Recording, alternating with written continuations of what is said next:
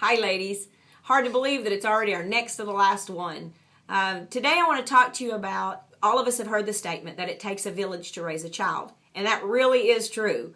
We can't do it by ourselves. And especially those of you that are single parents, it really does take a village to raise a child because you have the responsibility all on yourself. But any of us, I don't care who you are, we have to enlist the help of others in our children's lives.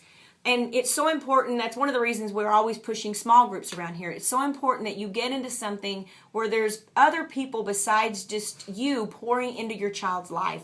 So that when it comes to those crucial points in their lives, there's other voices there. Because there's times they won't listen to our voice. But if there's other people in their lives, they'll listen to them and they will allow them to pour into them. A good example of this is we used to go camping a lot with some friends in the church, Everett and Sue Claiborne and Jim Whittington and Ken Claiborne, and we would go to Shaver Lake with them and go tubing and skiing, and then during the winter we'd go up there and go snow skiing with them, and they were always hanging around my boys. And there came a very crucial point in Jim's life at about 14, and he'd gotten into some trouble, and long story short, James was out of town, and they met Jim at the church in this situation, and yes, gave some discipline, but they mostly just gave him love. And they met with him, and he really listened to their voices of wisdom.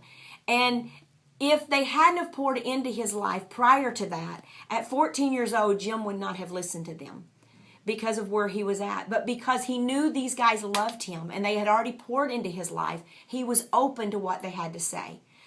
There's some of you that are struggling right now, and let me encourage you, get into a group, allow people to pour into your kids' lives so that there are other voices of wisdom in their lives.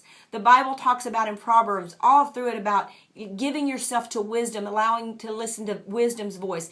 That's what we want for our children, but sometimes that voice of wisdom has to be somebody besides us. In fact, a lot of the times, especially during those teenage years, we have to trust that voice of wisdom from the village other than us. All right? So I want to encourage you in that. If you don't have those people in your lives, step out, take that step of faith, get involved in a small group, find those other voices that can help you during those times. All right?